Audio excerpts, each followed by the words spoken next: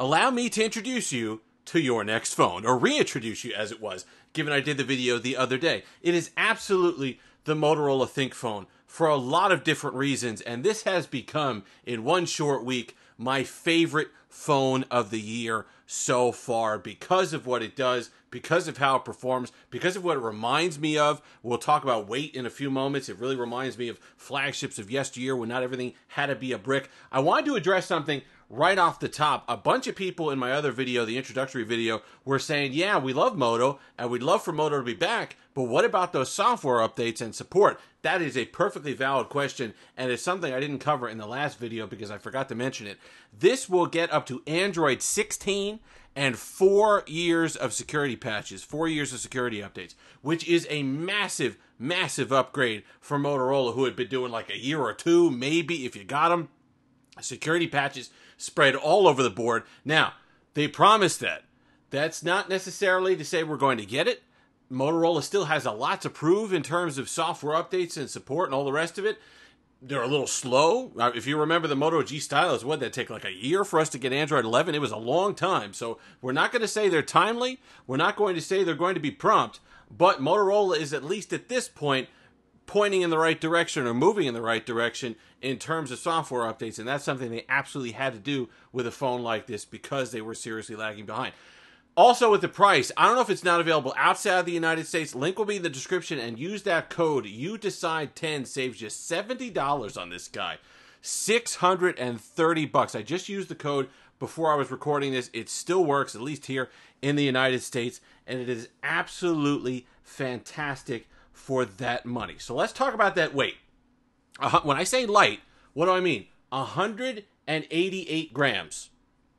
Your S10 Plus from a long time ago that was light and powerful, 175 grams. So only 13 grams heavier than that. And for comparison, the S23 Ultra, 234 grams. So almost a full 50 grams lighter than the S23 Ultra. And you absolutely feel that.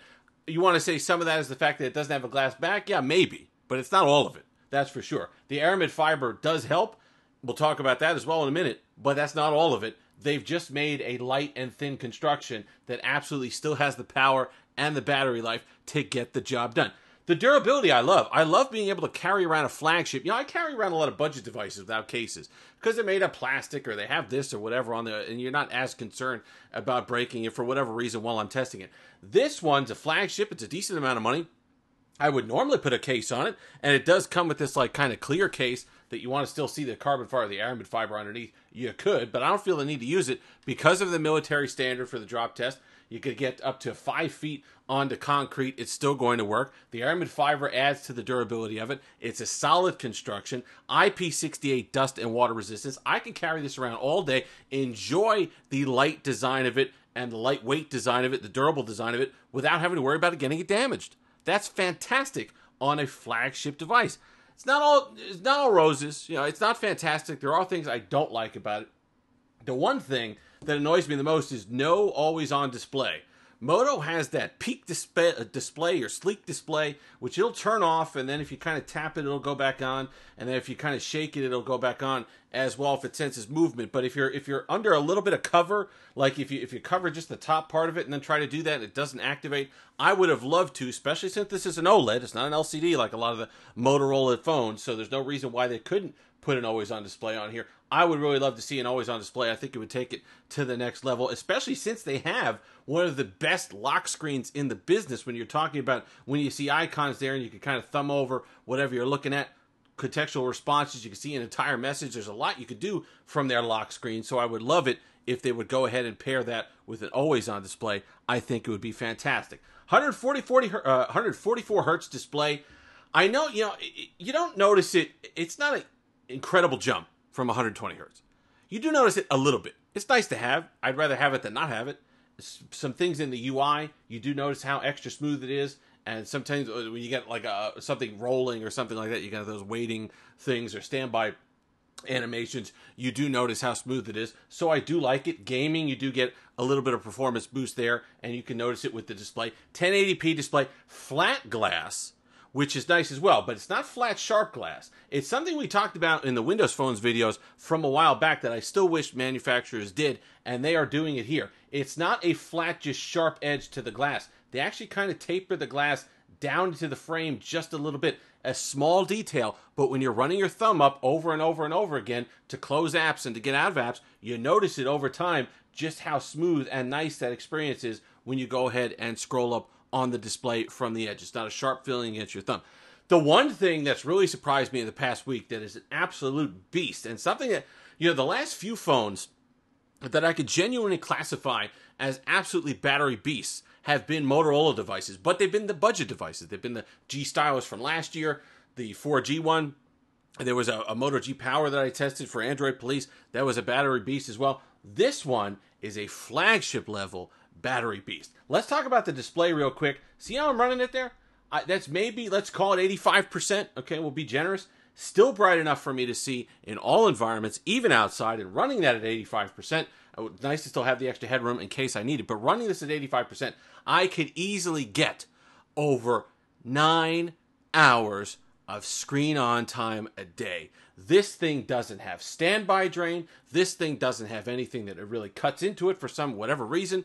This thing is a set it and forget it battery. It has done better than my iPhone 14 Pro. I will be looking at my iPhone 14 Pro after whatever time that I've been using it and say, wow, it has less battery than this thing does even. It has absolutely been impressive. In fact, I want to pull up something here. If I could get into photos real quick, I want to pull it up without doing everything. Library.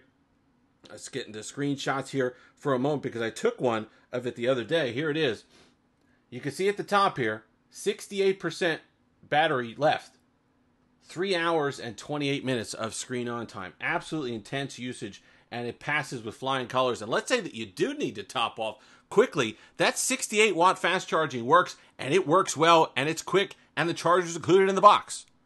Lots to like there. Wireless charging here as well. I know people consider that as a big deal on a flagship. 8 gigs of RAM, 256 gigs of storage. That Snapdragon 8 Plus Gen 1, which is part of the power efficiency and the power that you get, that flagship performance. Security is really good. You saw that story come out with WhatsApp earlier in the day, where on Twitter people were saying WhatsApp was activating or basically requesting access to the microphone. Well, you could go into here, Permission Manager, and you could see who's used what apps have used what, the camera, the microphone. You see what apps are allowed to use it in the first place. That's that one there. And then you go to the dashboard, and it'll tell you in the past 24 hours, hey, who's used the microphone? Microphone was used by one app, and then you could go in and see what was that app. Well, Google used it at 9:20 this evening. Well, why did Google use it? And then if you don't like that, you could go in and manage the permission and turn off whether Google can access your microphone or not.